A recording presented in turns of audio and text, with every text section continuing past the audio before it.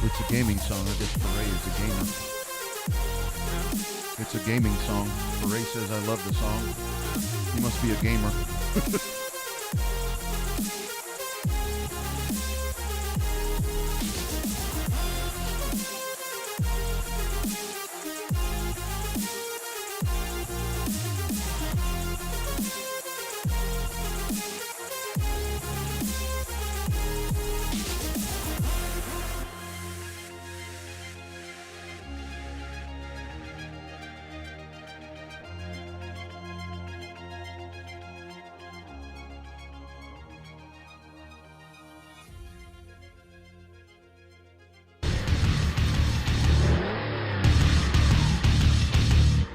This is the Revved Up Sports Show with Bobby Chaffee. We do have this nice little format that we try to follow every week. We don't usually follow it. And Rodney Rodriguez. Entertain me. Tell me something. I need to know something other than what I'm seeing. Y'all ready? All right, here we go. Here's Bobby and Rodney.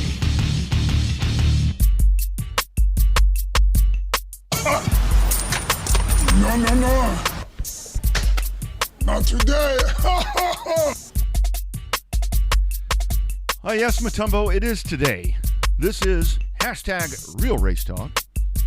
Coming to you from Texas. Showtime, Bobby Chaffee, Rodney Rodriguez. Good stuff as we will talk some racing. Busy weekend. Finally, it didn't rain. It didn't rain, did it? Oh, hold on. Try it again. How about now? There we go. It didn't rain, There we did it? For once. It was hotter than hell, though. Oh, dude, and it is horrible right now, man. Like I was telling you earlier, I had to go outside and take a call, and geez Louise, man. Where's all that snow we had, man? What the hell? Remember all the people complaining, I can't wait for summer to get here. I can't wait for summer to get here back in February or January. Or was it February when the ice storm? February, yeah. Over Valentine's Day, everybody's stuck inside. I bet everybody's over that now. I guarantee you everyone is over that now. And one thing to remember at the racetracks, ooh, daddy, I bet it's hot. I bet it was hot at TMS. Oh, God. Them poor people on them aluminum bleachers. Surrounded by concrete. Man. But hell of a crowd nonetheless. Dude, that was a really good crowd. That was, and it was good to see. Especially, I already see the reference there with Eddie Gossage. You know, that was his last hurrah right there. So a really good way to send Mr. Gossage out, and I really think, I mean, I was talking about it last night. Made a post there. I think the TMS finally figured out a way to have good racing. You just do little sprint races like that, and the pack stays tight and the racing stays good. I think it will definitely. It's definitely going to hurt the 500 miler that's going to be there in October. Weather, in theory, should be a whole hell of a lot better. But you know, when I watched the format, the only thing that got me about the format was I never saw them use the average finish, or maybe I just missed it. I thought that was supposed to line up the way they started one of the ways there. So I'm kind of surprised that it ended up not being a factor. I couldn't figure out exactly how all of that was working. And, I mean, a big part of that was because, you know, when I tend to watch those races and I'm doing my study work for this program and for Revved Up ATX on the Horn on Saturdays, you know, I got some bush lights in my hand there, so I got a little discombobulated with how all of that was working. But, I mean, I think just all in all to see that really was a good crowd. I mean, and I had people hitting me up because I posted something about what a great crowd, and they're like, wow, what about all the bleachers that are gone? Dude, come on. Doesn't matter. There was still a hell of a crowd. Shit, come on. It's just let the sleeping dog lie right there. There's no need for all of that. 40,000 people, you think? 40, 45? Yeah, probably so. And I mean, I did see. I mean, what I thought looked a little odd was when they would do the aerial shots, and to me, it did look a little bare in the infield. And I know that it's not, you know, relatively cheap to do that. But it did look a little quiet down there, so that was surprising to me that they were a little lower down there. That I expected to see more, especially like we saw in COTA, people coming out of the pandemic with wanting to go somewhere. I thought that there would be a few more 1,100 people than what I saw there. You know, I was more impressed with the crowd at COTA than I was with the crowd at Texas Motor Speedway, and the reason why is that people knew that it was going to rain. I guess it depends on, pick your poison on which one you want to go with, whether you want to be cold and wet or hot and miserable, right? Pick your poison. I still think there was more people that went to COTA for the factor of the newness of that race versus the same old with TMS. Yeah. I think if they run the All-Star race at Texas Motor Speedway next year, maybe run it that doubleheader on Saturday. Apparently rubbed a lot of people the wrong way because it was a hot day for a lot of people.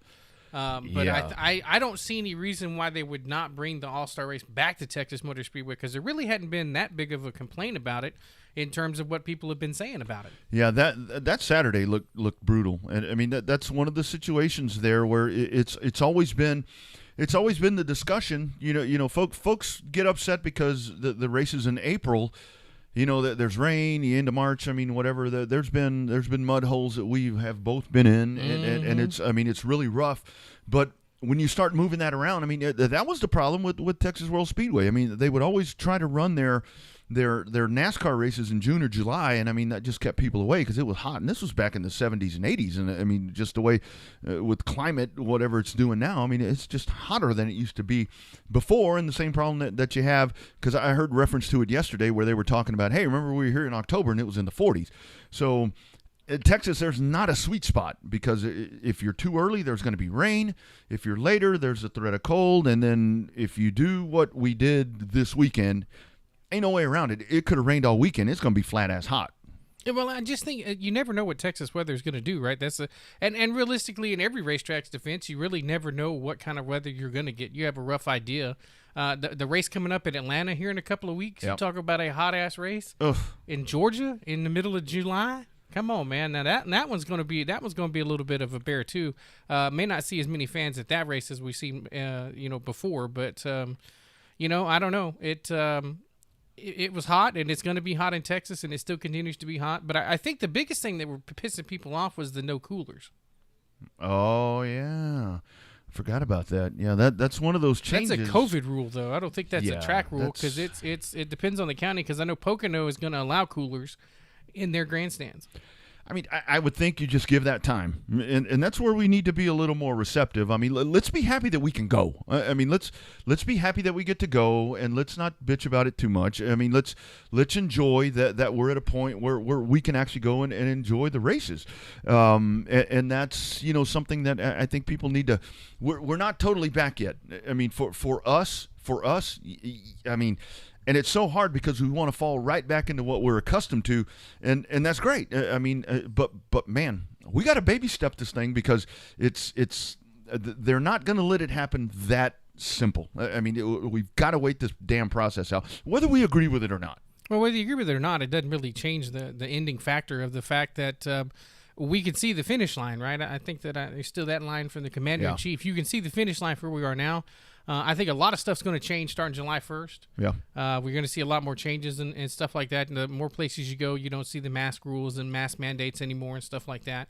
But do I think the coolers are gone for good at these speedways? No, absolutely No, not. There's no they'll way be that back. they're not going to. They'll be back. Probably your races where they double up in the fall and late summer, I think you'll start seeing the coolers back just because they got to be. I mean, a lot of people were complaining about $4 waters and everything else. Well, hell, there's always been $4 waters at Texas Motor Speedway. It's a $6 bottle of water at an NFL football game. Yeah, they're not going to price gouge you. I mean, now it's just a matter that you have to buy it. Hey, got to give a big shout out to the living legend, Don Armstrong, checking in. Of course, in wheel time, he is the man that talks to the winners over at Houston. Checking in there on the Revved Up Sports Show Facebook feed there. Thank you, Don. Great talking to you guys as well. Just a great program right there. If you guys, whether car reviews, I mean, these guys, don't listen to the Car Pro guy. Listen to Don Armstrong and the guys on In Wheel Time, because these are the guys that are going to set you in the right direction if you're looking to make that new car purchases. Great reviews right there, cars, trucks, SUVs, so forth. They go in, they review those, and very unbiased, very good stuff right there. So check them out, Don. It was very fun talking to you guys as well. Just a great program that you put on. But and the weekend, we got to talk about the SRX because I saw a lot of folks that were totally infatuated with the SRX. I watched it. I mean, I enjoyed it. I mean, it was structured like a short track racing program would be.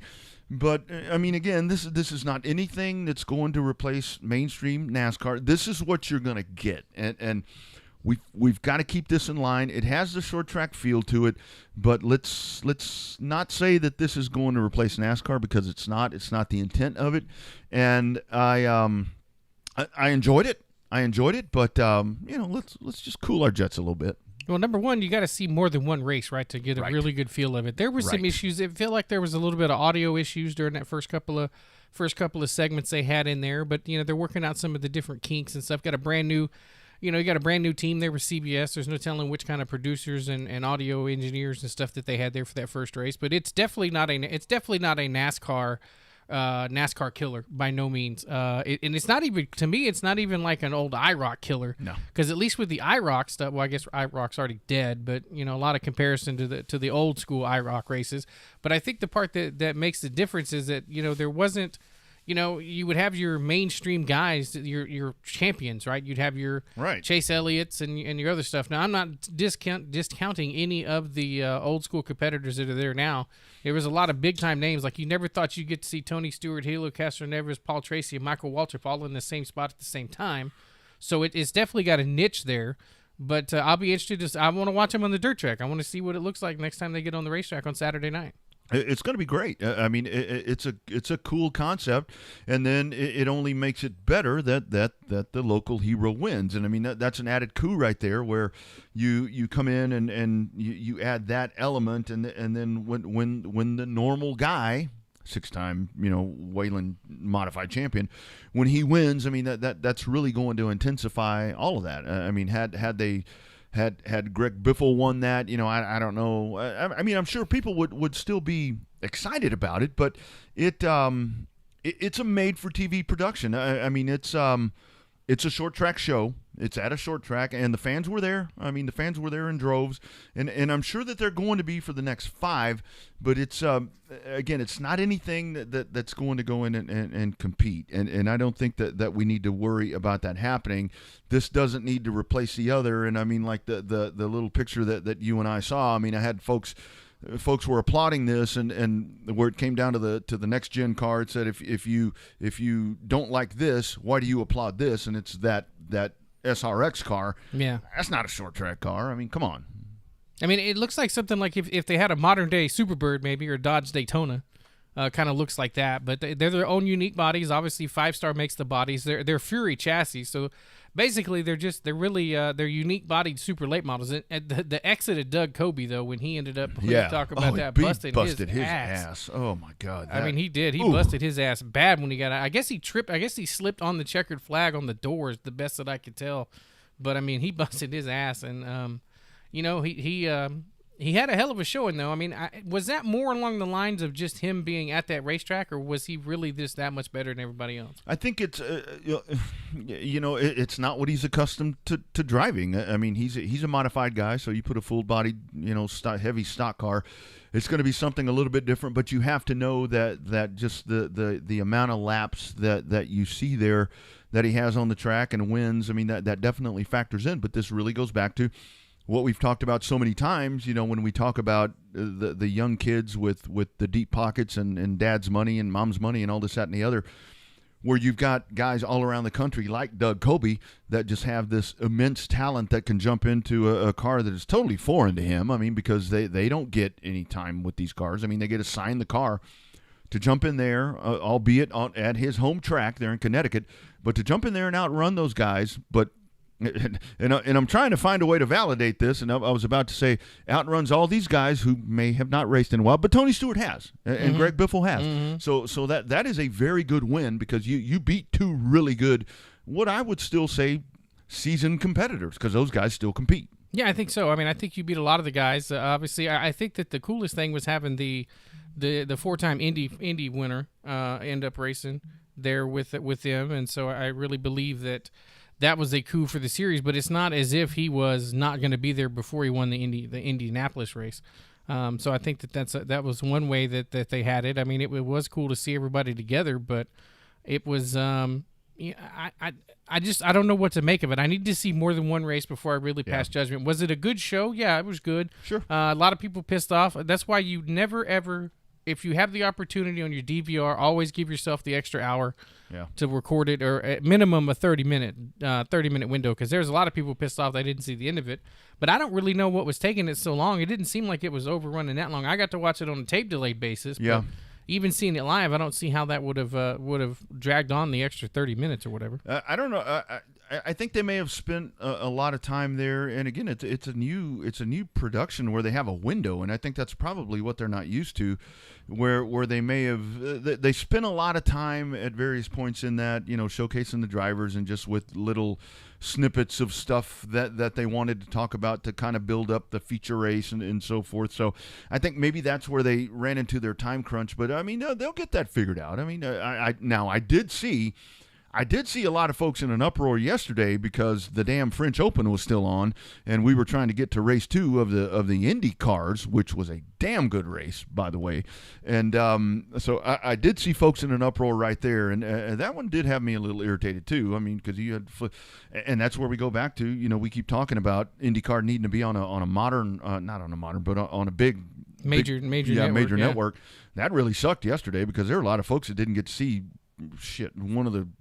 I mean, that was good racing yesterday. It was, and the return to Belle Isle, which I think was pretty much, it was kind of underrated for me in terms of people not paying attention to that being at Belle Isle. So that was the celebration at Belle Isle when they jump inside that fountain is really cool. Yeah. That's one of those cool moments that kind of transcend sports a little bit, like jumping in the pool in Monaco and stuff like that. But to me, the second race was still on kind of early. I really thought that the second race, the start time of 11:30 was the window seemed like it was a really odd window to start that soon. But hey, that's what those TV guys make up the good bucks for. So and you do have to know. I mean, because with tennis, tennis, if you go to extra sets, I guess it is. I mean, that's something that those can just drag on. I mean, it's like baseball. I mean, baseball can go on forever. Yeah, it's set for 7 or 9 innings or whatever it is. But, man, that can just go and go and go, and that's what happened yesterday. But fortunately, we did get the finish on the big NBC like it was supposed to be. On the show today, coming up here in just a little bit at 7 o'clock, we're going to talk to Ricky Moxley. Moxley, of course, we've watched him over at Houston in the modifieds area. He had a great run this weekend over at Nashville. We'll talk about that. They've got lots of stuff that they're working on there. And then after that, we will talk to the man at the top of the heap in these factory stock standings. We'll talk to Ryan Hopkins, and we'll get inside the head of Mr. Hopkins there and see if he really even gives a damn about this. He might. You never know. He might or he might not. We don't know. He does know there's a power ranking, though, right? Does he know that there's at least a power ranking out there? I don't know. We'll find out. We will find out. He may say a what? A who? Yeah, I'm a what? I'm number 1 in what? So anyway, we will ask him. And kind of see where all of that goes. Hey, Eric Tomlinson wins the big modified race over at Heart of Texas this past weekend. 23 cars there make the call for that one. Good racing right there. Ryan Hopkins does win again there in the factory stock. So we'll find out if I do believe he still is at the top of the standings. Big sexy Brandon Overton, the winner, almost $250,000 does he win. $273,000 with 4 wins in the dirt late model dream over at Eldora. So that's a pretty good payday right there. Not as good as the $1 million that Kyle Larson won, but for local short track racing, $250,000 is a hell of a lot of money. That's really good, really good. Anderson Speedway in the CRA Pro Late Models. It is Cody Coughlin, and that dude wins a lot of races too. His program is getting much better than it used to be. It's nice to see them. And the Jegs cars always look good. Jegs has got a lot of money behind it, but obviously, some kids with money don't take advantage of it. Other kids do, and it looks like Coughlin is definitely taking advantage of it. Absolutely. And we'll talk a little bit later in the program. Coming up, if you're free on Saturday, make your way out to Texana Raceway Park over in Edna, because that will be Revved Up Sports Show night at the races. That's so right. Super excited right there. Where Owen Pittman reached out during the winter. He said, you guys want to have a Revved Up night at the races on June 19th? I said, hell, why the hell not? So yeah, we'll Father's Day weekend too. Absolutely. And we are both big daddies in some former fashion. So something like that. Yep. So we will both be there. So come on out to Edna and enjoy the festivities. It's going to be fun. Will not disappoint. Yeah, it's going to be a hell of a show. They just announced today the Fast Shaft qualifiers there for the IMCA Modifieds. That adds into another piece of the show. They get added in $1,200 to the purse, or at least to the winner for that one. So that's going to be a big-time addition to that show. Lots of classes. I don't know. I know the dwarfs are racing or the trucks racing. I can't even remember who's running our own race. I don't remember if the dirt trucks got rescheduled for that weekend with us or not. I know pretty much everybody else is running. I don't know if they shifted over or not. I'm going to have to go back and we can check in with Owen. That way we can get him some pub on that, because that's going to be a fun night. That's going to be a fun night. Although I did see, it's like we can't win for losing. I did see that there's some tropical disturbance going on out there. So hopefully that's not going to be anything that is going to disturb the excitement happening at Revved Up Sports Show Night at Texana Raceway Park. Yeah, it is all regular classes, the regular Texana Raceway Park classes, along with the DCRST Dwarf cars. Go-karts will be running it in, including the Adult Predator Division, which is a fun class to watch. Dollar Lone Star and Dollar Lone Star Light. Oh, hell. I'm not even going to grab a mic that night. I'm going to go talk to the fans and help make Owen some money at the beer stand. That'll be fun. Is Joyce going to be there? She might. She just might. That way you can't disappoint her. Actually, I'll disappoint her if I'm the one doing the announcing, and she'll be mad that you aren't announcing down there either. Hey, she's all pissed off at me because I haven't been in Waco the last 2 weeks, but I'll be back there Friday, so we'll get back on track with that. Great call right there. Did have that on the notes as Dalton Faulkner wins at 105. So these guys, I mean, and I was looking at some of the factory stock counts just around everywhere. I mean, here in Texas, I mean there are plenty of cars. There are so many cars that every damn racetrack has a great car count. Yeah, no, I mean, it's really good when the dirt tracks, and a lot of the car counts are actually up all over the country. Some of the, especially down there in Florida, those car counts are rocking through the roof. Absolutely. Speaking of Florida, we're about to head to the hotline. We got one of our favorite dudes on here. I got to meet this guy last year. I knew I was going to like him. He's a great racer. Then I really got to know him. And then I think we may have had a beer or two, probably at the old Holiday Inn parking lot there, just kind of. No way. You in the Holiday Inn parking lot and a couple of beers? Come on. Doing our socializing. I hear they call him the South Florida Rattlesnake. I will ask him if that's really his handle. It is my man, Ricky Moxley. Ricky, how you doing, brother? Hey, Rodney, Bobby, I'm doing well. How are you guys doing? We're doing good, sir. So are you the South Florida Rattlesnake? I don't know where that come from. I've been called a lot of things. you and me both. That was actually your man, the promoter over there at New Smyrna that dropped that one on me. So anyway, I'll be dang. Yeah. Wouldn't put it past him. So talk about the weekend, man. How cool was it racing over at Sterling Marlin says Nashville? Unbelievable. That's just the best word. It's just so fast. Very abrasive, but very fast. It's just a lot of good competition there this weekend, too. That made it even better. Yeah, absolutely. So Ricky, that's a long haul from you in South Florida going all the way to Nashville. Was it just the allure of being able to run at Nashville? Because it seems like there was a lot of modified drivers from all over the Midwest and stuff that were coming down there to do mayhem at Nashville. Absolutely. Yeah, no, I think so. I mean, we race a lot here in Florida and love racing here in Florida, but any chance we get to get out of the state and go do a little racing, man, we're going to do it. And we hope they bring us back there soon. I really enjoyed that track. Yeah, absolutely. So Ricky, let's talk about last season. And I mean, seriously, thank you for supporting us last year in Houston. Oh, I mean, it's always, when you're a startup, it's like, shit, we got to get people in here. But for you to make that trip every damn time, talk about your experiences over at HMP. I'll tell you, I wish we were racing there again this year. Everybody treated us real good. Some serious competitors racing there. Everybody. I mean, every weekend we were there, the crowds were really full, which was nice. We didn't have that down here in Florida the past year. So, just a great track. I'm sure would love to go back there too. Absolutely. So, Ricky, let's talk about your career before you got started. Obviously, a lot of us in Texas know you just from racing that number 38 CarQuest Auto Parts modified there in Houston. But let's talk about you. Obviously, you've had a lot of racing experience there in Florida, but let's talk about how your career got started and all that good stuff. Well, I'm third-generation driver. My granddaddy did it for forever. then my dad did it, and my uncle, and then I got into it when none of them were racing anymore. Back in 1992, started at Hialeah Speedway. Wow.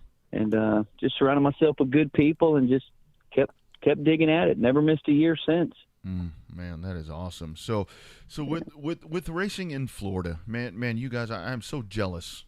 I mean, we've got dirt tracks. You know, it's great. I mean, I love it, but I'm an asphalt guy when it comes down to it. Yeah. Just talk about that racing experience there for you guys. I mean, there's so many different places, just historic racetracks to go race, and it's such a great tradition there along the Gulf Coast. It really is. I mean, there's so many great tracks. You know, 417. Auburndale, Showtime, Citrus. You know, obviously my home track, New Smyrna, is one of my favorites. But you know, DeSoto, we're not racing on that right now. They got it closed down for whatever reason. But you know, all those tracks got a lot of historical value, and it's just great to race down here. Race with a lot of good people. Yeah.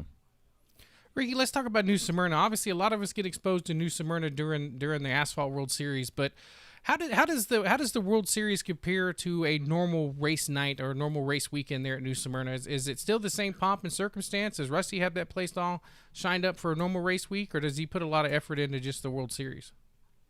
Well, you know, they obviously put a lot of effort into the World Series. That's kind of like our biggest race of the year for 9 straight days. Mm-hmm. You know, Rusty and that crew, they do a good job over at the track. They really do. You know, week in, week out. You know, the car counts just aren't what we'd like to see. You know, we're hoping that's going to come back soon. And that's another reason why we're going out of state to race a lot. You know, you go to places like the West Coast at Showtime and Citrus and 417. I mean, they pack them in pretty good over there. But just at New Smyrna, we just hadn't been getting the car count. But Speed Weeks is always a great time. Yeah. So that's a great point right there, Ricky, because that's one of the things with asphalt racing that we hear. I mean, costs are so. I mean, they're very high. I mean, just for, to produce the speed that's needed to win. Talk about that. I mean, you've done this for so long to watch it escalate to where we're at now. To man, it's really rough to do this competitively. Well, you know, you definitely gotta have partners in this game, because if you're going to try to do it on your own, you're not going to be competitive, and you're not going to do it too long, unless you got a pocket full of money, which I don't. I'm very thankful for the people that helped me. You know, John Howe, he builds all my chassis right there out of Texas at BMF. Him and Teresa have been super good to me. So, you know, they help me out so much on these chassis, and you know, it saves me a lot of money. And, you know, in racing nowadays, you know, everywhere you can save money, you need to do it. Heck yeah. Because it'll eat you up quick. Yeah. So, Ricky, it seems like you found a home with the modifieds. What is it about racing the modifieds? Is it the fact that they're on the smaller tires? Is it the fact that the power to weight ratio is there? Is it all of it? What's been the attraction for you with the modifieds? The best way I can explain it is you just buckle in and hold on, because it's going to be a ride. Yeah. It is. It's the big horsepower on the small tires. You know, it's so easy to buzz the tires. It's so easy to wear the tires out, especially at a track like Nashville. It was pretty abrasive. Pensacola, same thing. So tire management's going to be everything. And I think that's what thrills me the most, is just being able to basically harness that horse. I mean, it's going to go. You just got to control it. Yeah.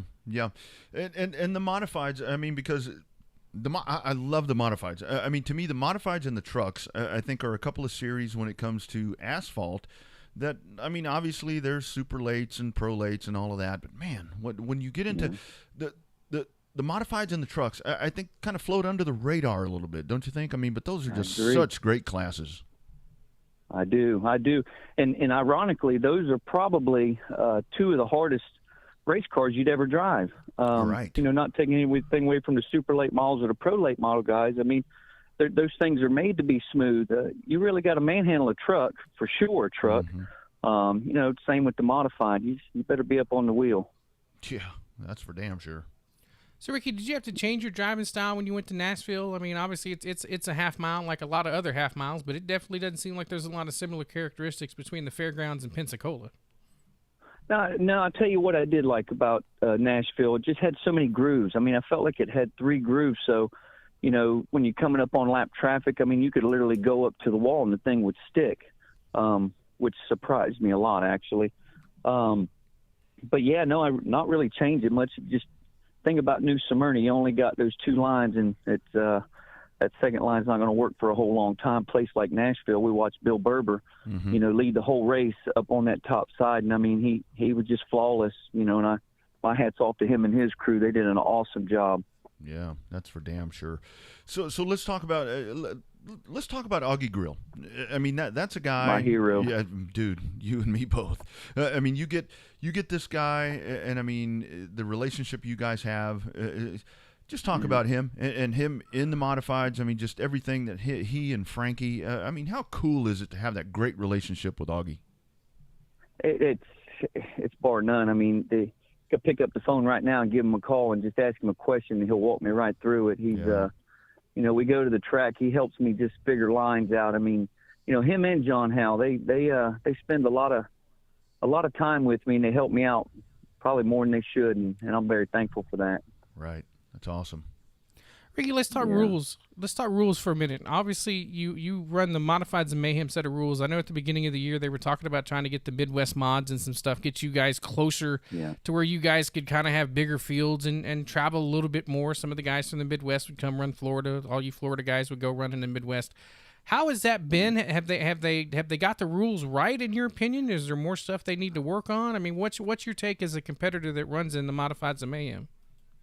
I think they're pretty close. I mean, the one thing we got to do here in Florida is we got to get off these old stock spindles and kind of catch up with the rest of the country.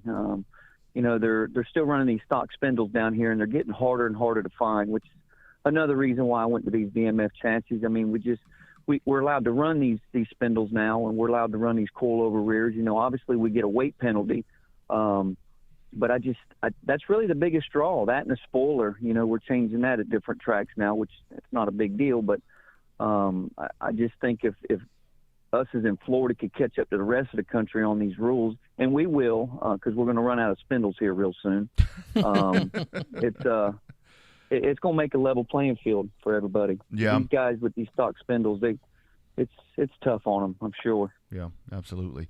So let me ask you, Ricky, for somebody that's done this, for a good while down along the Gulf Coast, one of the things that I'm so excited about being over at Mobile is that we come out and we see pure stocks and sportsmen and all of that. We don't have it. We don't have that in Houston. I mean, we don't have anything that resembles that.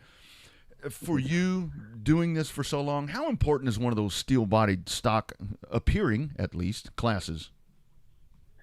I think it's great. I mean, for you're starting to see a lot of these young kids come up in that class, and they're building good, safe cars, and they're steel-bodied, and got good cages in them. And like you said, I mean, pretty much every track we have here in the state of Florida runs those cars. They call them either street stocks or bombers or pure stocks. That's kind of another thing, though. You wonder how much longer they're going to have those bodies around. Right. Because they're getting harder and harder to find down here as well. So, but I think it's a great class. I really do. Yep. So, Ricky, describe the racing. What's the word I'm looking for? The racing field in Florida, like the state of Florida racing. Like, what is it as powerful in the rest of the tingly? Is it as good as the rest of the country? I mean, is the car counts good? Are the racetracks open? Got a lot of car counts? What's your take on the state of racing in Florida? Well, I sit here and I complain about the spindles, and I didn't mean to sound too negative, but we got some awesome tracks here in Florida. Yeah. We got some great promoters. The tracks treat us real good down here. I wish our car count was up a little more, but I'm starting to see it get a little better, especially like I said, over on the West Coast. I'm on the East Coast, but, places like 417 and tracks I talked about, Showtime with Robert Yoho and his crew, they really pack them in every week. And, they got a big class of those pure stocks as well. And, that's a big draw for people over there. And then, they'll have big money races with the modifieds and the late models as well. So I would say, yeah, we're strong down here. The tracks are doing very well. I'm sure they could do doing better, but that's going to come. Yeah, it'll get there. It'll get there. Yeah. So absolutely. how cool is it for you guys? I mean, down south, for we guys down south, when you get Jeremy Doss and all these guys, you get the West Coast guys that are wanting to come play in the South, and I mean, I think we're really kind of getting that old East versus West thing going here again. That's right. Well, that's what we want down here. I mean, every year we come down. Speed Weeks is a good example. Got a good friend of mine, Travis Eddy, comes down. He drives for Hal. His dad, Mike Eddy. And, when he comes down, he kind of sets the bar for all of us. And it's kind of nice. If you can beat him, you've done something. Or if you can at least run with him, you've done something. And, guys like him and Bill Berber, another example, right. coming down from Ohio. I always love racing with the locals because that's who we race with on week in and week out. But, when we got the guys coming out of town, that's pretty special too. Absolutely.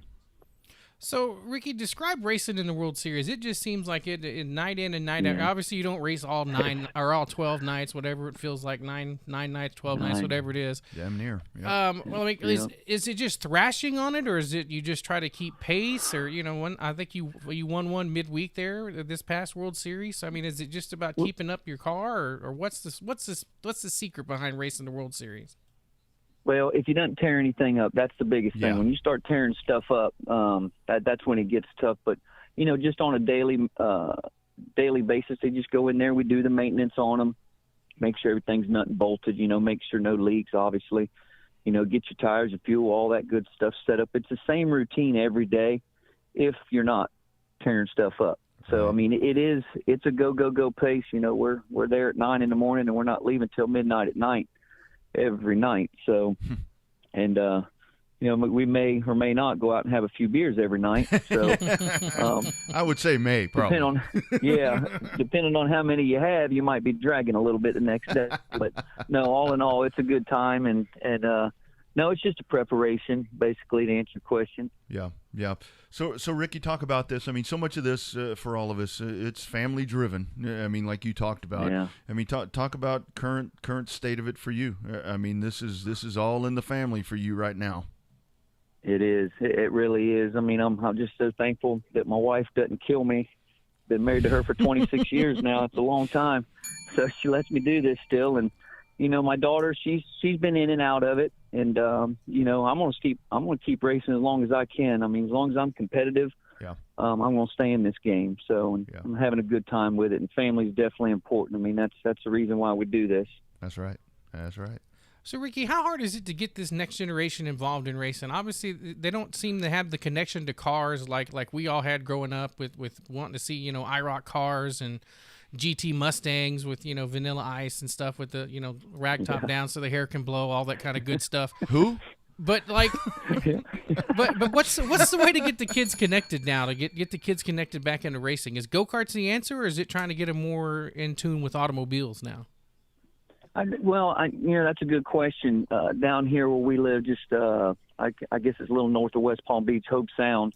We got a little go-kart track up here, and there's a lot of kids doing that, down at Homestead and, on the road course down there. And I think that's a great entry level myself. But then you see some kids like, we'll use 417 or Showtime. I mean, 14, 15 years old, the parents are building them, mini stocks, right. Very safe, very good mini stocks. And these kids will surprise you actually down here. I don't know if it's the Xboxes or the Sims or what they're doing, but they're getting the experience somehow.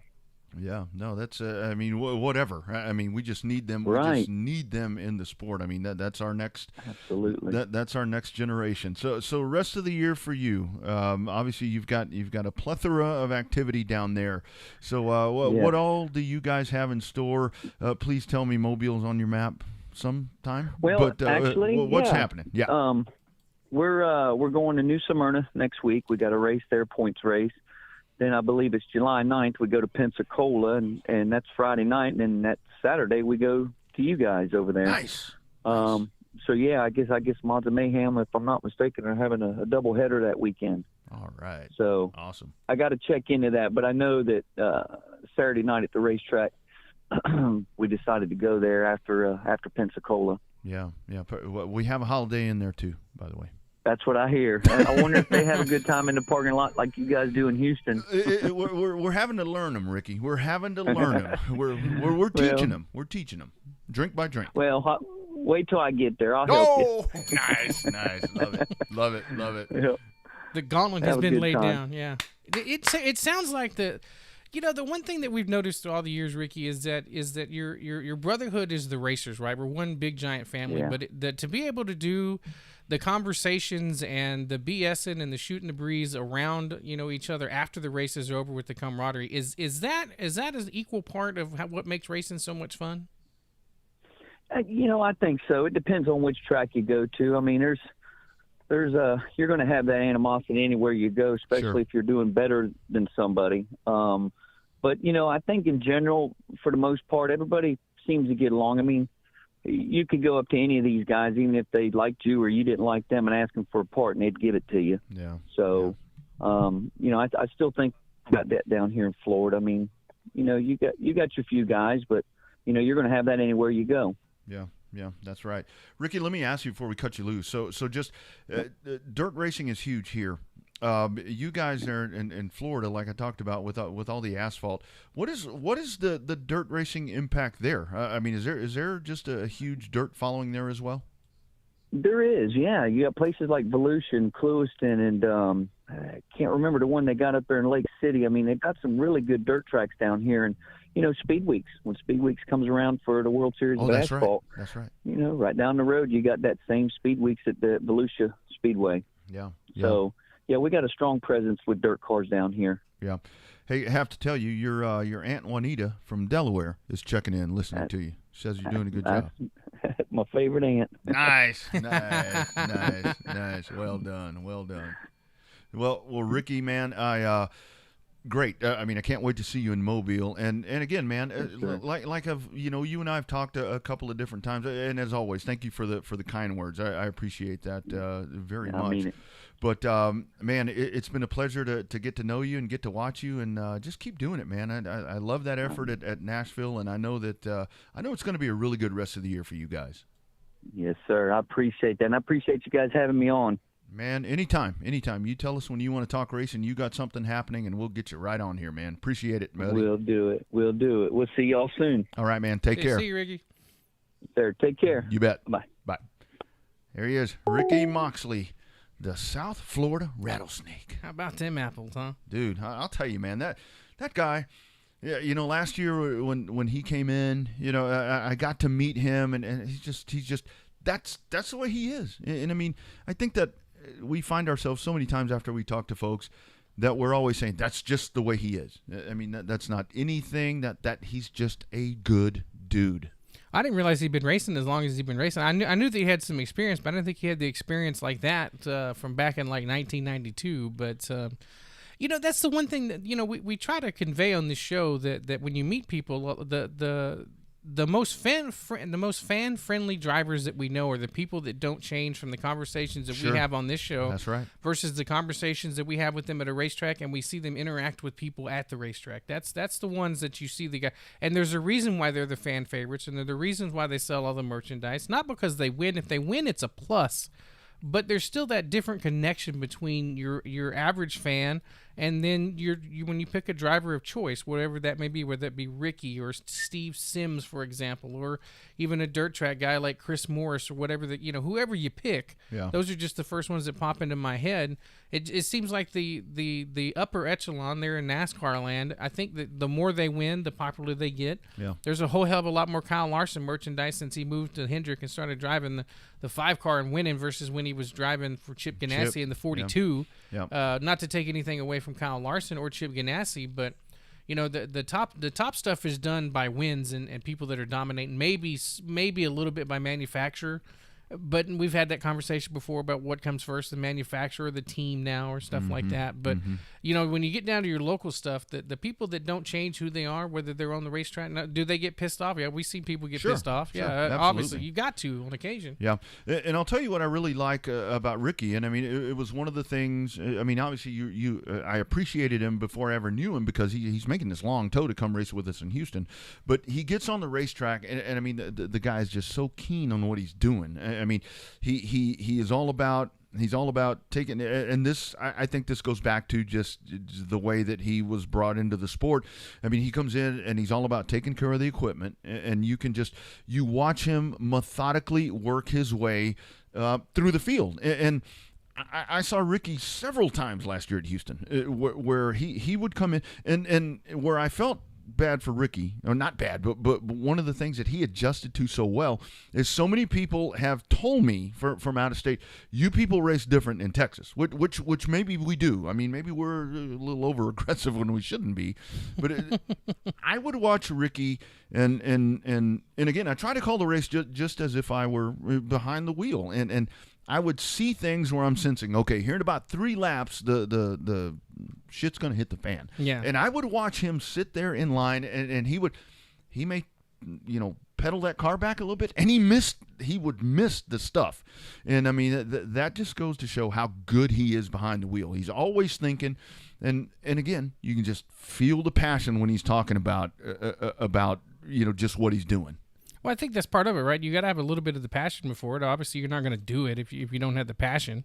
But I also feel like the way that it shakes itself out with the way that things are running is that there's got to be a reward, right? There's got to be some kind of a gold pot of gold at the end of the rainbow, whether that is you enjoy the camaraderie at the Holiday Inn. or you enjoy the fact that you're winning races, because you're not going to win them all. Nobody's going to win them all. No. If they do, then that causes more problems than anything. But I think the reward aspect of it is depending on how well that you get, how long. I think when you get along better with your competition because of the fact that everybody just gets along, I think that leads to a more successful short track program, which we've seen with Houston and we've seen with the Starter Mobile down there. Mm-hmm.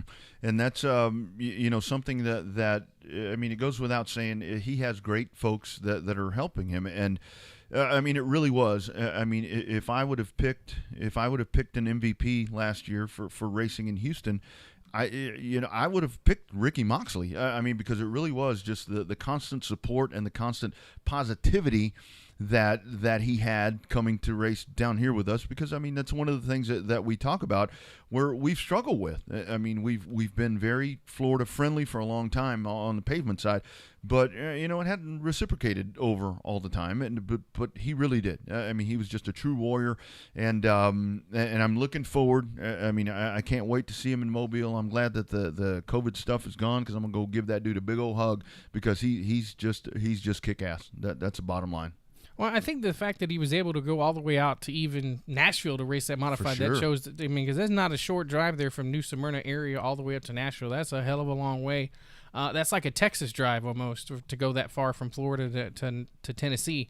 But, when you have it, you have it. It's there's a reason why he's been racing for, 20-something years now. What is that, 92? 92. It's 30-something years, roughly, yeah, right in there, coming up on 30 years. Yeah, just I graduated high school a couple of years before that, so and I know how long that's been. So it's been a bit. It's been a bit. Got quickly some Cotton Bowl results that we do want to throw out. Trevor Egbert, your winner in the modifieds. GW Egbert, the winner in the sport mods. Anthony Gordon wins in the street stocks. He beat Wade White. So I obviously wasn't there for that one, but I'm sure that was probably a pretty fun one right there at CBS. Yeah, that combination of those drivers probably would have led to a lot of excitement in the grandstands. A lot of in Waco, a lot of eyebrows raised, if you will. Yeah, and we do need to pass along just some revved up thoughts to our man Jack Sandifer. Speaking of Cotton Bowl Speedway. Don't know all the details on it. This is don't comment here. This isn't the place, but I know that Jack is working through some stuff over on the health side. So let's uplift that old damn mean ass tech inspector, because he's probably disqualified most people that are going to watch this or that are watching now or that are going to catch it on a rebroadcast. He's pissed us all off at some time, but he's all about the fairness, man. He's he calls it by the letter of the law. That's so, right, black and white. And there is no gray area when it comes to Jack Sandifer. Black and white. So we're passing along good thoughts there. I'm sure Mama Dean will have his ass up and smoking and drinking and teching again here pretty quick. Let's hope so. We can only hope so. Yeah. Absolutely. The Tundra Super Late models over at Marshfield Motor Speedway. It is Bobby Kendall, the winner there, and I again that's something there that we're really starting to see is I do like that we got the West Coast, East Coast. They're going back and forth, and that's good, and that's not just like driving to Georgetown from Round Rock. I mean that's some major mileage. And I know the purses look good, but when you're traveling across the country, man, dude, that's big dollars right there. Well, the Tundra Late Model Series has been growing for leaps and bounds, and it's a unique series. The way that some of their rules are, no rules expert, but the way that they kind of were doing their tires at one point got them a little bit more car count. Now they've established themselves as a reputable. There we go. That's what I wanted. Reputable series when it comes to late model racing across the country. So that's why they're getting more and more cars from more and more areas, and that's always a good thing. Yeah, and there's right there. I just saw it pop up on Facebook. That is why. I mean, that's another reason why we do this. There's Taylor checking in. Seriously, the best dad in the entire world. I'm so proud of him. Everything that he's accomplished. It's surreal. Getting to watch him live his dream, and I'll tell you what, there's a special feeling when your child, it doesn't matter the age of them, when your child says, "I'm proud of you," that's cool. Yeah, no, that is pretty cool. Yeah, that happens for me every now and then, and I'm like, that's really cool. Of course, I've been on the other side where the parent says, "I'm so disappointed in you," yeah, and that sucks. That really sucks, but that's what it's all about right there. That's what this sport is built on. Ryan Hopkins coming up, talking to us here in just a little bit. Of course, he is still, and I did get verification, he is still at the top of the standings in the factory stock power rankings, and that's really starting to shift up a little bit. And it did kind of move around a little bit when we had Mr. Holmeyer go up and beat Hopkins in just a fantastic race over at Heart of Texas week before last. So that's going to continue to move around a little bit, and that's something intriguing to watch. Just that's a nice little caveat here to a class that's just doing really, really well. I think so. I mean, I think the factory stocks have a lot of attention for the right reasons. Obviously, it was for everybody was. Everybody just wanted to race one, right? Because they were the in class and they have all the purses and the big money races now, and they deserved everything that they were getting, right? They were getting everything, they were getting the purses because they were doing the car count. I mean, how many did Owen have one time? 70 people down there in Texana, 70 racers. So yeah. They've earned it, and the fact that they're the one class that doesn't have the points average like you do with some of the USRA and IMCA classes. So it's nice to see our buddies at Race on Texas and All In Design try to come up and come with a new idea, a new product, and stuff like that. So that's what makes it cool. Some people are not really looking at these factory stock power rankings, but a lot of people are because there's only been the first one. So yeah, and that's something that's going to continue to just kind of add on, and it's going to go on as the season continues to go on, and hopefully that big finale is going to be something pretty spectacular, and we're looking forward to that. We also have to give big shout-outs to South Texas Speedway as they get their weekend in, and I'm so happy for Stevie and those guys that I mean, weather has been brutal. I mean, and I was thinking about this the other day because when we talked like there to Mox about everything happening along the Gulf Coast there in Florida, here in Texas, you can kind of run this thing along the coast. I mean, you've got South Texas down there. You get Edna. You can kind of call that right there along the Gulf Coast. And, I mean, you could kind of run it up to 105, even though that one's a little more inward. But we kind of have that here with dirt. But for South Texas to get their show in, and it looked like a couple of really good nights, or just solid nights. And that's what they need, and I'm glad that Mother Nature cooperated and those guys got those races in, man, because they're busting their ass to make this stuff happen. And when you get a nut punch like a rain out, I mean, that's horrible. It really is, and it's glad to see that as we complained about the weather being hot, that means that it's not raining, and it means that the races are more than likely still going on. Pending no power outages again, like they were talking about on the news on the drive to the studio today. But that's a whole other story for another day. Yeah, it's good to see everybody get into some type of rhythm, whether it be a racer preparing for it, because it sucks when you prepare your race car all week to try to go racing and then everybody's rained out. Yeah. Or just the opposite, when you know it's going to rain down and you don't go work on the car because it doesn't do you any good to work on the damn car because you're not going to race for a couple of weeks. Yeah, that's totally spot on. I mean, but the beauty of it is, it's been such a weird year because the with weather, it's been. Texas is so big. I mean, it's one of those things where it's like, okay, if somebody's going to rain out way down south, there's going to be something up north. But it's just been massive. It's just been bad. Everything. I mean, it's been from way up in DFW all the way down here. I mean, when you have Kennedale and I-37 both consumed by weather, dude, that's major shit. It's a major blow to racing in Texas when it happens like that. Especially when you don't get the IMCA guys. It seemed like the only night that it didn't rain out for everybody was that one night that Cotton Bowl was running like 3 classes. And they just wasn't able to get the stars lined up to try to get everybody racing for points with IMCA stuff racing that late. But man, that would have been such a huge. You talk about an all-star show with all the races, all the tracks that were rained out with IMCA. There would have been a lot of people heading up to Cotton Bowl that day. Yeah, I think that that was one of those. And again, this is where we go back to the promoters when they have to call something. Let's not beat them up. I know a lot of folks were with Marianne and H that weekend. They're like, oh, well, why not add the classes? That was another situation for them where it was like, man, we don't know that we're going to get to run the 3 that we have, you know, because it was just so messed up. You didn't know what was going to happen, but I think that tropical disturbances and all this stuff, we really can't foresee any of that.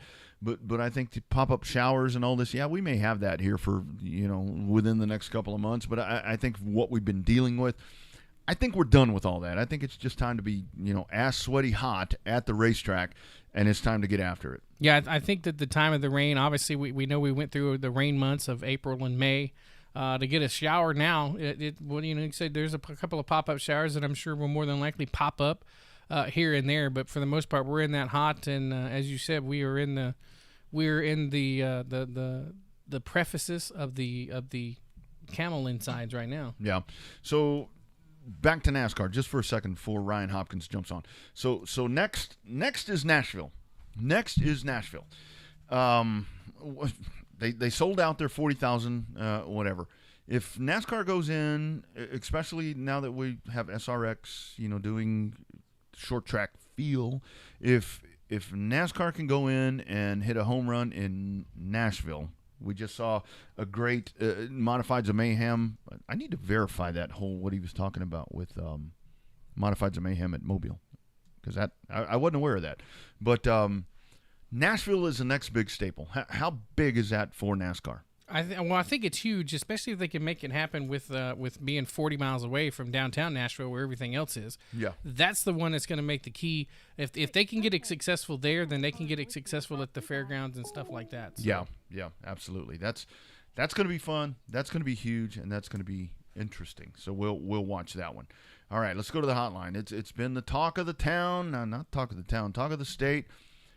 Power rankings out, all this, that, and the other. All of that really doesn't matter. Let's just talk about factory stocks, and we're going to the guy that is at the top of the heap, and it is my man. I get to call his races in Waco, Brother Ryan Hopkins. How are you, sir?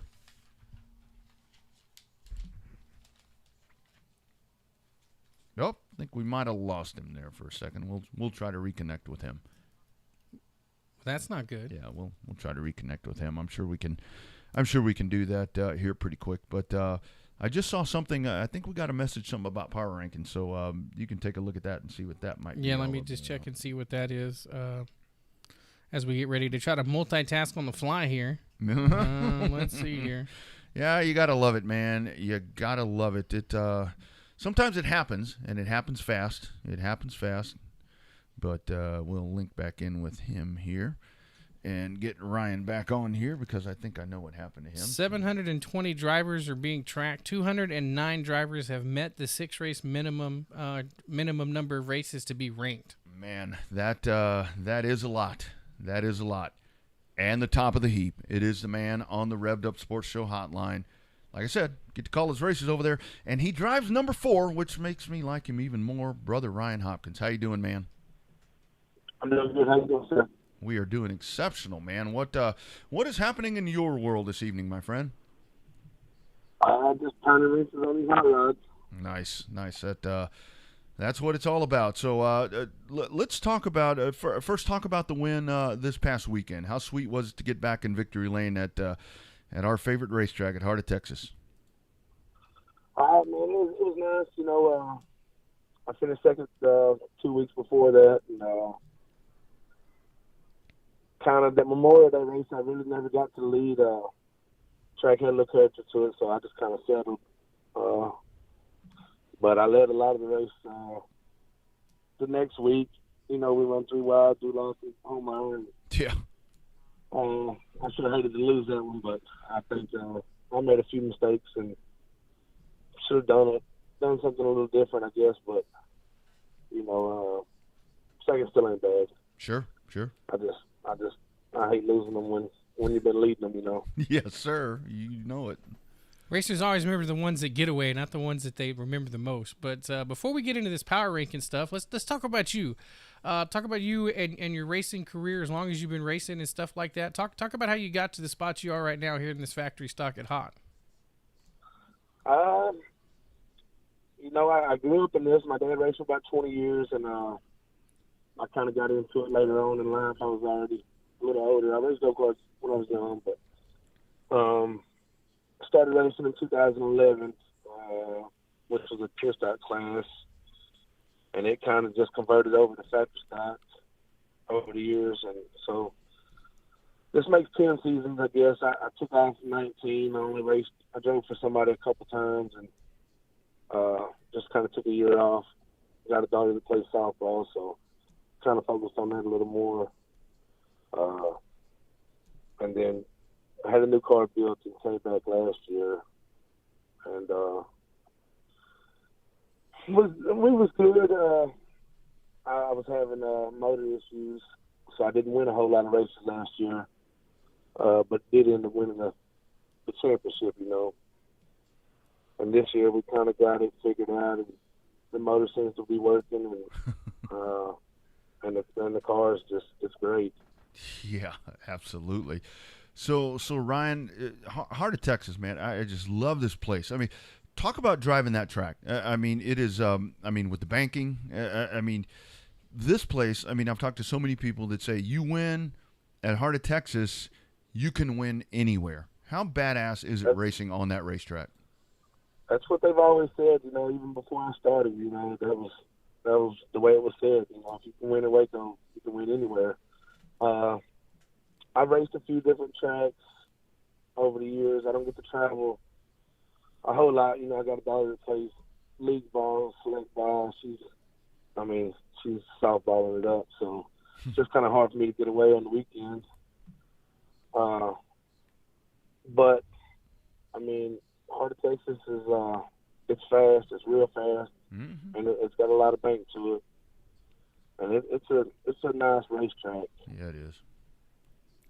So, Ryan, is there a challenge racing on Friday night versus racing on Saturday night, or is it just one of those you get into the flow? It just seems like it's a different animal to race on a Friday night. Saturday, you get all day to prepare for it and kind of you run a few errands if you need to, especially on the dirt tracks when the gates don't open until 5 or 6. But talk about racing on a Friday night. Does that change the mentality of racing, or is that just all you know, racing on a Friday night? Well, it used to be hard when I had a different job. Yeah. Because I wouldn't get out till 5:30, you know, so you'd have to almost have it loaded and be ready to go when you got off. But now I get off at 11:30 on Friday, so it makes it a lot nicer. Absolutely. So let's. I'm not asking for speed secrets, but I just want to point out, watching you and calling your races, man, you can put that number 4 anywhere on the track. I mean, I may see you down at the bottom. Then you're up at the top. I mean, it just doesn't matter the track condition. How much do you adjust on that car on a regular Friday night at Heart of Texas, man? Because wherever you put it, it sticks like a freaking magnet. We make really minimal changes. We do make a few changes, you know. On these factory stuff, you can't change a lot. So you're changing the spring here and there. And I tried it where we change shocks, and now we kind of got it to where we don't do that. You know, if the track goes slick, we'll change the spring and maybe some air pressure, but we don't make a whole lot of changes really now. I mean, I kind of got it where I can drive it on anything and put it anywhere I need to put it. Yeah. So now we'll talk about the 800-pound gorilla, at least in our room. That's the Race on Texas Power Rankings presented by All In Designs. What was your did somebody tell you that you were on top of the rankings? Did you keep track of that kind of stuff? Does it matter at all to you? Talk about this power ranking things with these factory stocks. You've been on top, and we got confirmation that you're still on top. What does that do for you and your program? Man, it's nice. It kind of caught me by surprise. I didn't expect it. I kind of looked into it when they first mentioned it, and didn't really pay attention to it. And I was at work, and I just started getting text messages from everybody. And they was like, "Have you seen this?" And I was like, "No, not at all." So I went and checked it out, and I was like, "Wow." It kind of blew my mind. I didn't expect it really, and I think a lot of people are not understanding how it's working. You know, they're trying to go on years past maybe, or thinking it should be that way. I don't know. I've seen it's just going off of this year's races, you know, and we've had, man, this is the best season I've had. You know, I've won championships, I won races, but as far as finishes, I've never started a year like this. It's really going well for me. Yeah, man, it is so cool just to watch you, man, every week. It's unbelievable. So back to Waco. I mean, with that class there, I mean, you got Duloc. I mean, the people can, you know, I know guys travel everywhere, but you're like winning there. And there's some badasses in that class. I mean, talk about these guys that I mean, you're able to outrun them every week. That is one hell of a factory stock class here at Waco. Yes, sir. And you know, I know Shannon. I work with him. I've known him before he started racing. So, you know, we're friends, and I watched him race, and I mean, he's good. He's good at what he does. He's got a lot more experience, you know, years on me. And we race each other hard, you know. That way we can go back to work on Monday and talk to each other, you know, not just kind of talk shit, you know.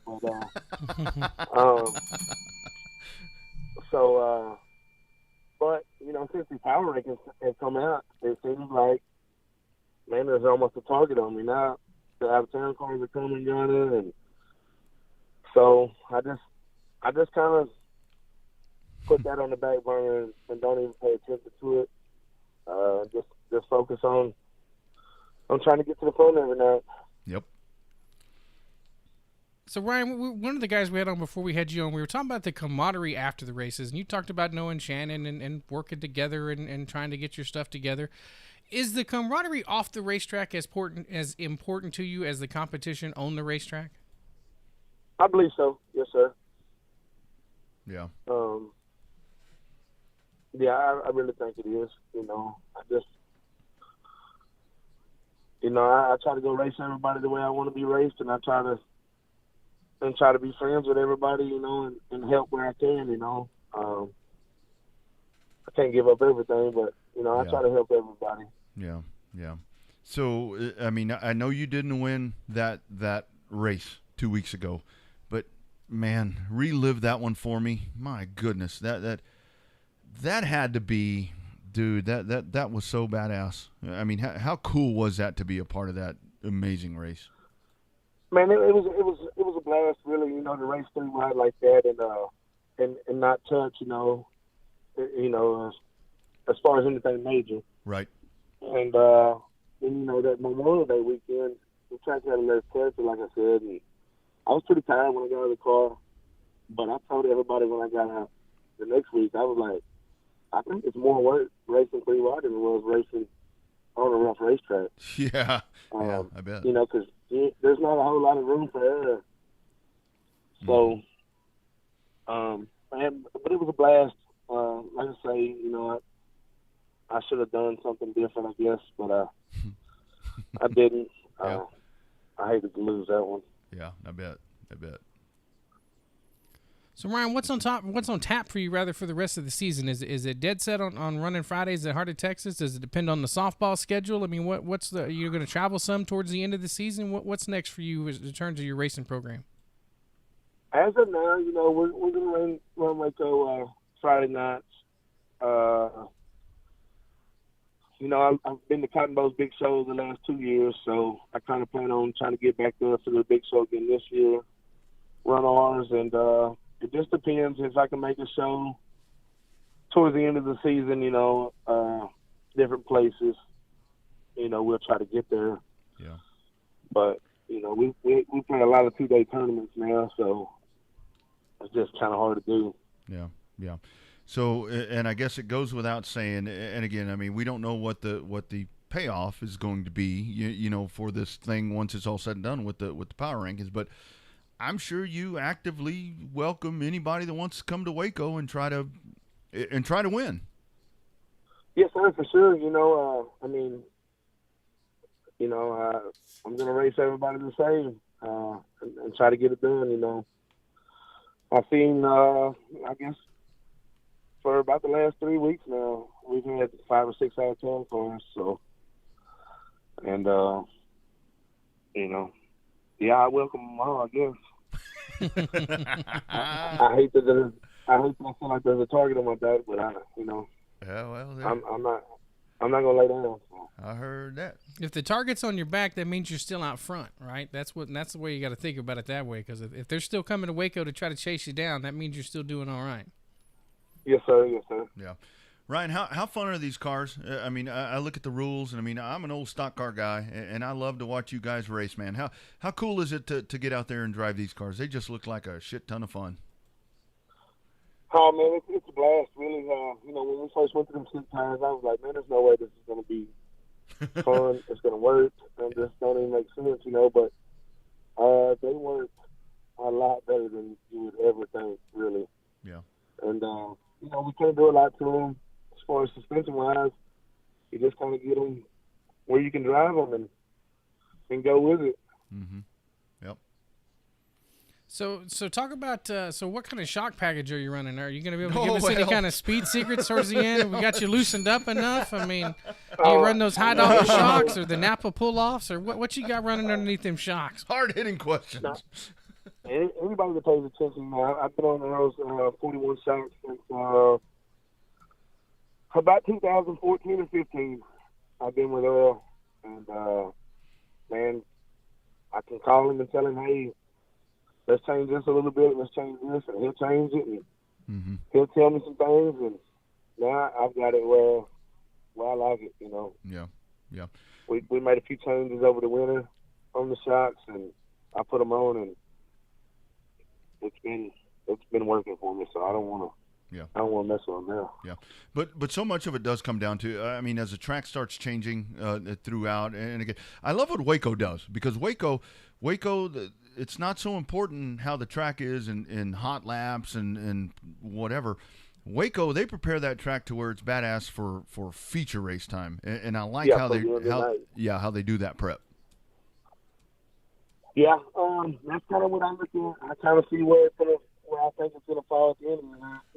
By the time I show up, and we kind of make our adjustments there, and sometimes we're a little off. I was a little bit freaked out in that, but you just kind of gotta. I just changed my driving style, I guess, a little bit, and just try to keep the car underneath me, and not let it step out too much, and just try to carry all the speed I can through the corners, Yep. That seems to be where it's at, man. Well, I will be back Friday, so I look forward to watching you. So, has this power rank thing got important to you at this point, or for you is it just business? Just take care of business. I don't know. I try not to think about it too much. There's a lot of good guys in that thing, and just in my head, he's in factory stocks. Yeah. He started that stuff, I guess. And, he's good. I don't know how much he's been racing this factory stock now. I really don't know. So, but if them guys go to racing 2 nights a week, you know, that's where they could get me, I guess, because there's no way I'm gonna be able to do that. Yeah. So Yeah. we'll just hang on and see what's happening, and just hope for the best, I guess. Yeah, well, I mean, this thing, from what I can see, I mean, it's all about consistency, and that's what you have done, my friend. And it has been, Yes, sir. it has been a pleasure to watch you, and I'll see you Friday, man. Looking forward to it. Congratulations, man, on a really, really good year, dude. It's really cool to see. Yes, sir. I really appreciate it. Yep, we will see you Friday, man. Keep up the good work, and let's see where this goes. All righty. Thank you, sir. You got it. Take care. All right. All right. There he is, Ryan Hopkins. Humble. That's right. I'd be all consumed with it. He's paid attention to them power rankings way more than what he's telling us. There's got to be when you're like constantly saying all business, all business. I don't know, man. He's got to be paying attention to them rankings from that All In Design sponsored racing. I don't know, dude, because I was waiting. You know, you had the 3 wide racer with Homeyer and Gannett and all these guys. You had all of that. And he was totally focused. I mean, he just did his thing. I mean, a lot of guys would have really screwed up in that situation. And then to watch him the other night, again, that would have been a really great chance to stub your toe, because I mean, I know that people, well, he's only racing in Waco. Go there and beat those guys, because that's a bunch of really good cars out there. He's not stubbing his toe. And if he does this week, he'll probably kick my ass after the races, but he's solid. I mean, and seriously, he is to watch him. He puts that car. You watch that car. That car doesn't bobble side to side. I mean, that car seriously runs like an asphalt car. I mean, just to watch it. I mean, it kind of dips a little forward in the front side. Kind of the ass end is a little high. That car just does not stumble, and he puts it anywhere. And the consistency is the key. And I mean, the dude just drives the wheels off of it. And same thing we're talking about with Moxley is he just he does not make mistakes. Does not make mistakes. Well, that's what you got to do. I mean, you got to control the emotion, control the race. You know, I mean, if you're able to control the pace of your race, which it seems like these guys at Waco are able to do, despite those guys racing 2 and 3 wide with the amount of solid competition that's there, and it does seem as though that the guys that have been able to control the pace of the race, and it's sometimes you see that anywhere, but especially up at Heart of Texas. Yeah. At least the races I've got to watch at Race on Texas, but it. The atmosphere is there where the guys that control the race are the ones that win the races, especially these factory stocks. I think that we've seen that in a lot of places, even when we watch some of the factory stock races down at Texana, when Colin Hodges gets out front and can control the pace of the race. That's the guys that end up having just that little bit of extra it factor when it comes to racing up front with these factory stocks. Yeah, and I mean, seriously, think about this. I mean, if we're going to get down to the end of the year, and regardless of how the factor or how the power rankings, regardless of who's on top or whatever, if this comes down to you get to Cotton Bowl and you have Hopkins and you have Faulkner and you have Hodges and just all of these guys that I mean, Alan Alexander's cars are really good over there at 37. I mean, that is going to be just that's going to be a who's who of who's really good, and that's the cream rises to the top just in anything. But I mean, to see this, but I am just so impressed with Hopkins, because he, especially after talking to him right there, he's very much in check with what's going on. He has one goal in mind, and that's just to win. And honestly, with him, as long as they're pulling, 16, 18, 20, 25 cars, whatever it is, I mean, he keeps racking up top 1s and 2s.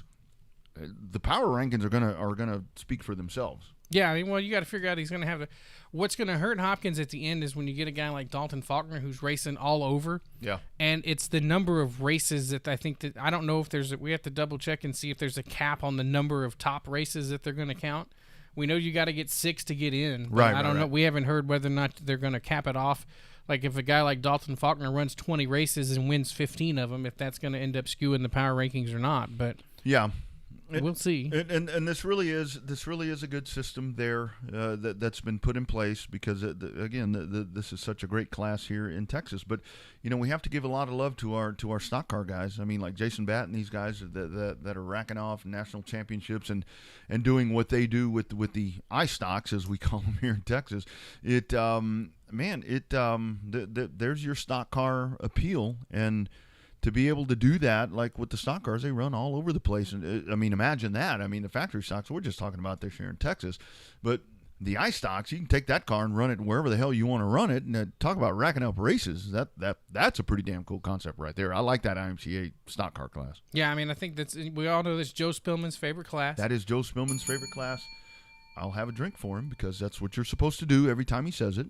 Yeah, that's Joe Spillman's favorite class, and it's one of those to where they put on a show. I feel like the stock cars, the iStocks, whatever we want to call them, have gotten overshadowed some by the factory stock. Yeah. Which is unfortunate. But you get back into that same conversation we've had before: is how many stock appearing classes can you have in one track when they don't start bleeding over to each other and want to know why and stuff like that. I've always been a big proponent of putting. Like basically like in Houston where you've got the Outlaws and you've got the Super Stocks. We should put a great big S by the numbers on the Super Stocks and then leave the Outlaw stocks alone or leave the Outlaw late models alone. Yeah, and see, that is the nice thing. If you go to Mobile, you're going to see because the Sportsman and the Pure Stocks, there's resemblances. I mean, they all have that steel Monte Carlo. I mean, they look like a factory stock or an iStock.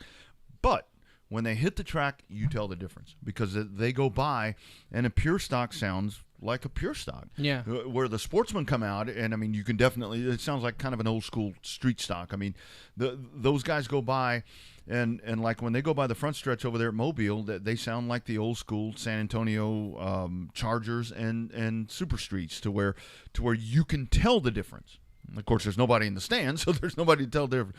But you can definitely. But you can hear the difference, which is hard to do between a super stock and an outlaw. Exactly. You can definitely tell the difference. Where with these two dirt classes, I mean, I haven't looked at who's quicker or whatever, but the iStocks, I mean, that's kind of that original thing right there. That's the original class, and I do correlate. I do correlate a factory stock to a pavement outlaw because it's the same concept there. With what you're trying to do is you're trying to take a chassis and maybe a chassis that you can't run in a late model or whatever the next class would be up, modify it into a sport mod.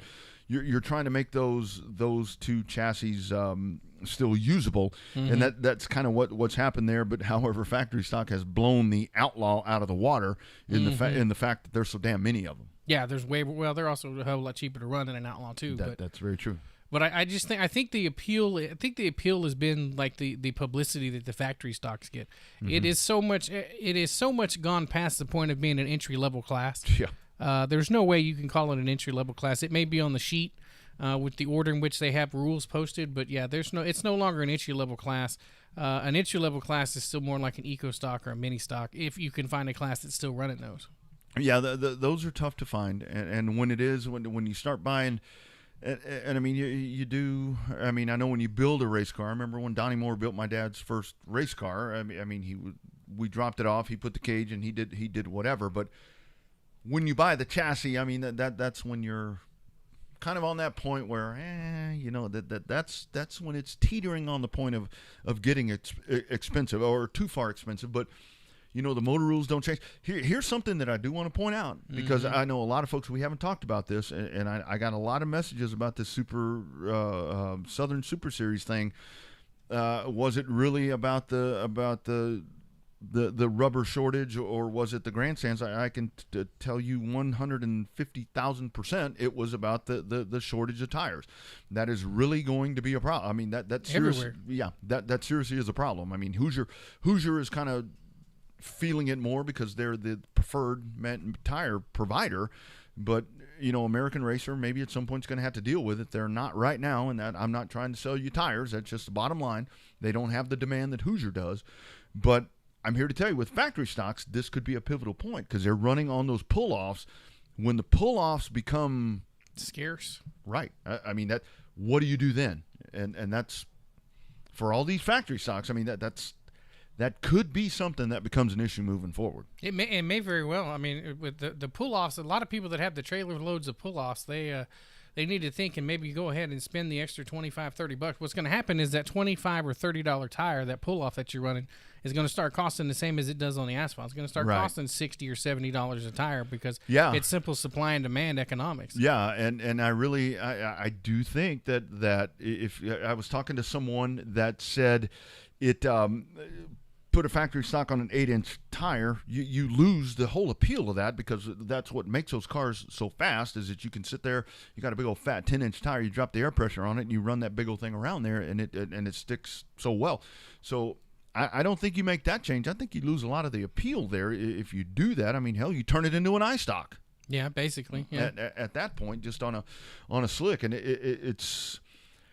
This is something that's really going to be an issue moving forward. I mean, because I've talked to a lot of late model teams that because it was. I mean, everybody, or not everybody, but many were like, don't bullshit me. This is about the grandstands. I'm like, no, it's not.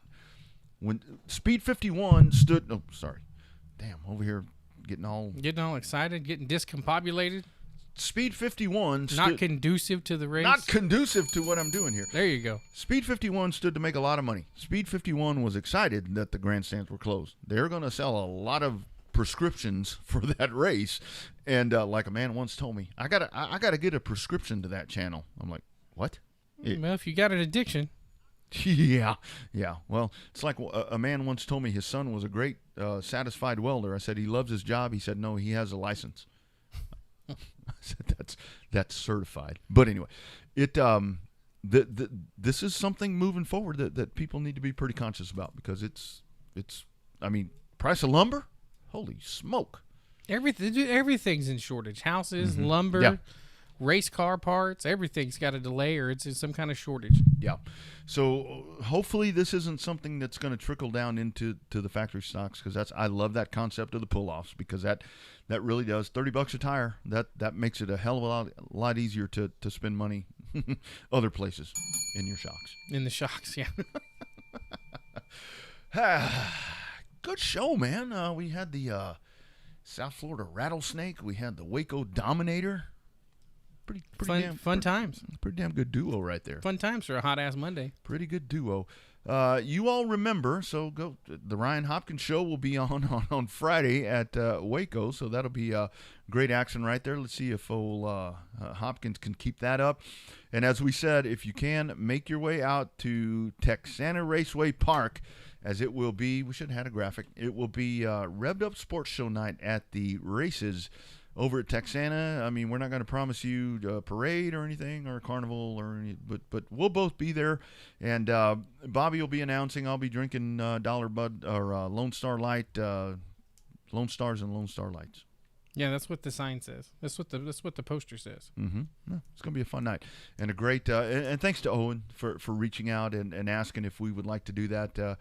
Very excited to be a part of that. That's just such great people over there. That's one of those fan bases, and each track has such a really good fan base, and Texana is one of those where those people are spot on every time. They bring the heat. They've got their favorites, and that's the beauty of those little tracks like that, Bobby. Is I just like that they get pretty serious about their fan favorites. They do, and the fan favorites sometimes dominate and sometimes don't, and then they don't like it when the fan favorites don't dominate. That's exactly right.